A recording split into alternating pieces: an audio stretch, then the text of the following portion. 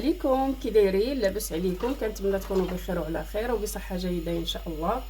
اليوم غنشارك معكم كيش بالسبيناتش.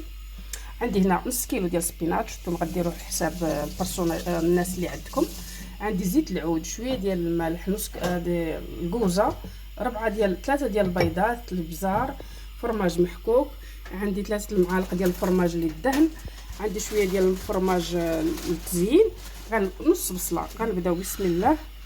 غندير شويه ديال الزيت العود، زيت البلديه، غادي ندير بصله،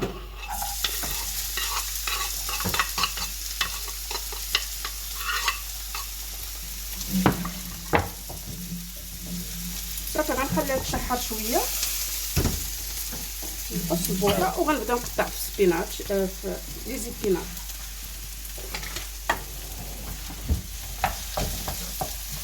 البصله غادي نخليها تشحر، غادي نبدا نقطع في لي زيبينات بهذا الشكل هذا.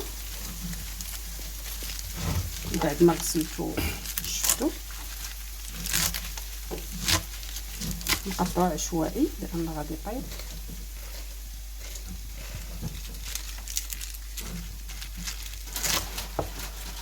شحرات ليا البصله، غادي ندير السبيناتش، لي زيبينات غنغطيه وغادي نخليه يبقاو معايا. دابا بعد ما دهنت المول هذا، غادي ندير فيه السبيناتش من اللي طاب على هذا الشكل. بسم الله.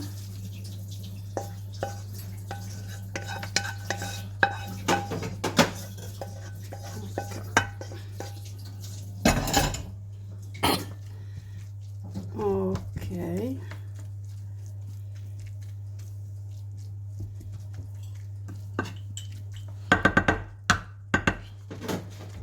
ودابا غنخوي على هاد الكريمه هادي اللي درت من الفوق بهذا الشكل هذا.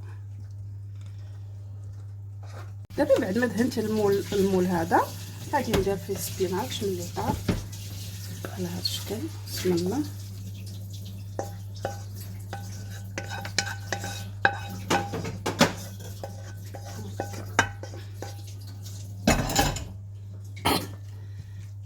اوكي،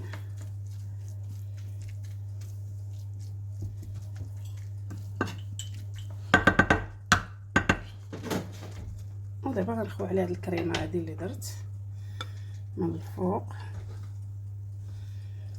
بهذا الشكل هذا. بعد ما درت كلشي غيبقى ليا شويه الفرماج غنديرو من الفوق على هذا الشكل هذا. صافي، وغندخلها الفران سخون على 180 درجه، غنخليها نص ساعه وزيدون غنبقى كل مره نطلع عليها باش ما تحرقش ليا، لان هذا كلشي طايب.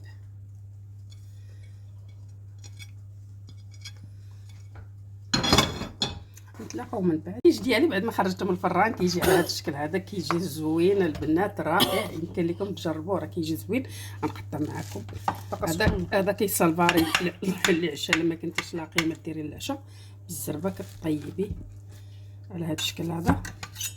المهم راه كيجي زوين بزاف. باقي سخونه، يلا خرجته من الفران وهذا كتجي زوين. وكنتمنىكم تجربوها وبالصحه والراحه وبسلامه عليكم.